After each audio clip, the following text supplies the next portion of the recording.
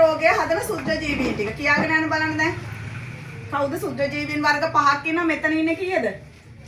4යි. 5 කියා යන්න බලන්න එහෙනම්.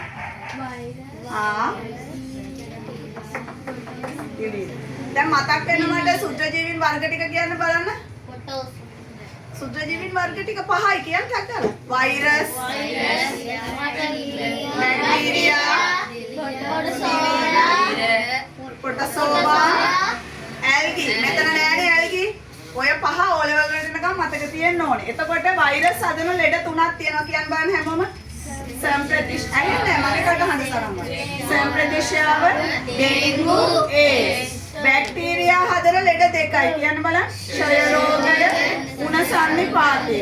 ප්‍රොටෝසෝවන් හදන ලෙඩ 3ක් තියෙනවා කියන්න බලන්න.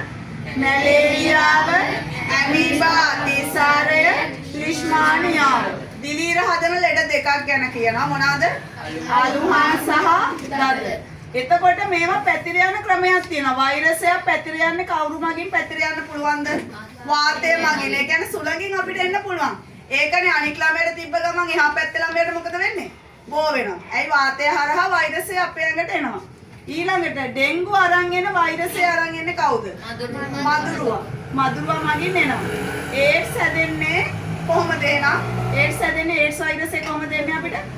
ආසාදිත පුද්ගලයෙකුගේ රුධිරයෙන් හා ශරීර තරල මගින්. ඒ කියන්නේ ලංකාවේ ડોක්ටර් කෙනෙකුටත් ඒඩ්ස් හැදුනා ලෙඩෙක්ගේ. ඒ වගේ අතපසු වීම වලිනුත් ඒඩ්ස් කියන රෝගය පැතිර යන්න පුළුවන්. ඒකනේ ඔයගලන්ට සැලූන් එකට ගියාම බ්ලේඩ් තලේ මාරු කරනවා නේද? පිරිමි ළමයි දන්නවා. කොණ්ඩේ කපලා ඉවර වෙලා මේ හරිය ගානකොට දැලි පිහියේ තියෙන බ්ලේඩ් එක මොකද කරන්නේ? මාරු කරනවා. එතකොට ඒක ගැහණු ළමයිනුත් පරිස්සම් වෙන්න ඕනේ ක්‍රම තියෙනවා මේකෙදි. ඒඩ්ස් කියන්නේ ආසාදිතයෙන් අපිට හැදෙන්න පුළුවන්.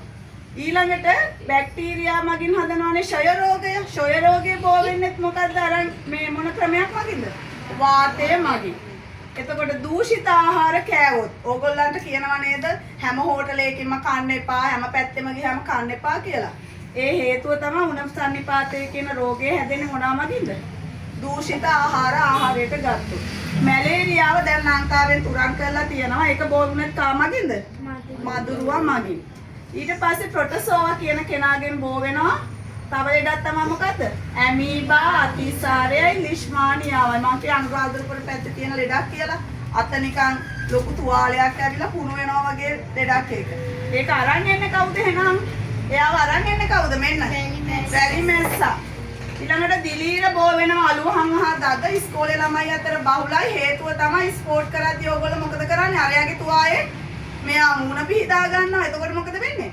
අලුහන් දදයි ඉක්මනට බෝ වෙනවා. එයාගේ ව්‍යාධි ජනකයා කවුද? දිලීර.